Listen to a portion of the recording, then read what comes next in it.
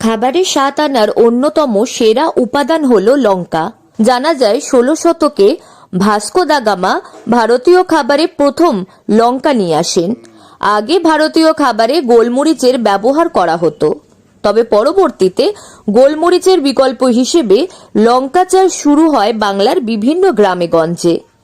একটা সময় উত্তর দিনাজপুর জেলার বিভিন্ন গ্রামে গঞ্জে প্রচুর পরিমাণে লঙ্কা চাষ হতো। গ্রামেগঞ্জের মহিলারা নিজের বাড়িতে সামান্য জায়গা থাকলেই এই লঙ্কা চাষ করত। এই লঙ্কার কিছু উন্নত জাত হলো শিখা লঙ্কা, গুন্টুর লঙ্কা, মুন্ডু লঙ্কা, খোলা, কাথারি লঙ্কা। উত্তর দিনাজপুর জেলার কালিয়াগঞ্জের দেওগাঁ অঞ্চলের বিভিন্ন গ্রামেগঞ্জে লাল তীক্ষ্ণ লঙ্কা চাষ করে ভালো টাকা উপার্জন করেন গ্রামের মহিলারা। এখানে উৎপাদিত লঙ্কার মধ্যে সবথেকে বেশি চাষ হয় শিখা বা শুলি লঙ্কা। জায়গাটা আমাদের দেওগাঁ। তো এখানে এটা কোন জাতের লঙ্কা চাষ করছেন? এটা জাতি লঙ্কা চাষ করেছি কি ভাই তুলি। শুলি জাত। হ্যাঁ, তো এই শুলি জাতটা কোন সময় লাগাতে হয়? ভাদর শেষা ভাদরতে নাড়তে হয়।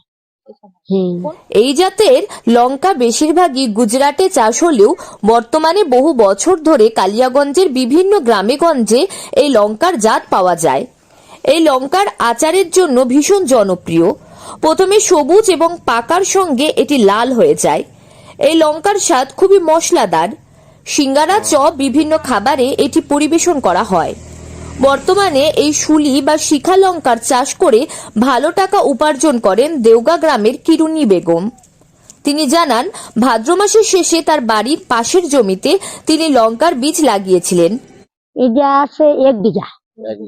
কত ফলন হয়েছে এখানে? ফলন এখন না তুললে ভালো লাভ হয় এটা থেকে? ভালো লাভ হয়, তাও কিন্তু আমি মোর ছাড়ি না।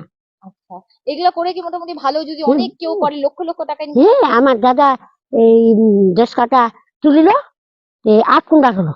8 কুইন্টালের দাম? 8 কুইন্টাল দাম হলো। দাম যদি লাখ এখন লাখ টাকা। লাখ লাখ মাল বেশি আমরা।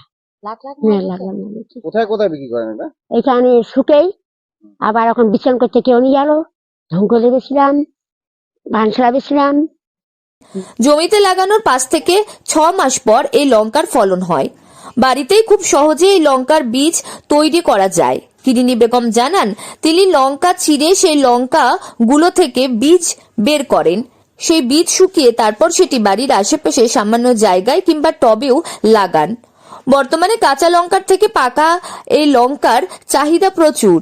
এই লঙ্কাগুলো 500 থেকে 600 টাকা কেজি দরে বিভিন্ন বাজারে বিক্রি হয়। নিয়ে আসেন বীজটা? বীজটা লঙ্কা ছুঁয়ে দিই, এই লঙ্কা চিড়ি তারপর তোমার শুকাই লঙ্কা ফেলি। আচ্ছা, লঙ্কার বীজ দিয়ে লঙ্কার গাছ হ্যাঁ, করেন? লঙ্কা বীজ দিই লঙ্কা গাছ। কালিয়াগঞ্জে ছোট বড় বিভিন্ন বাজারে, এমনকি কালিয়াগঞ্জ ছাড়িয়ে গঙ্গারামপুর, কুসুমন্ডি সহ পার্শ্ববর্তী বিভিন্ন জেলায় এখানকার এই লঙ্কা রপ্তানি হয়।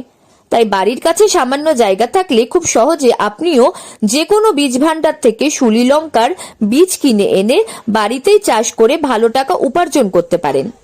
উত্তর দিনাজপুর থেকে পিয়া গুপ্তা রিপোর্ট, লোকাল 18 বাংলা।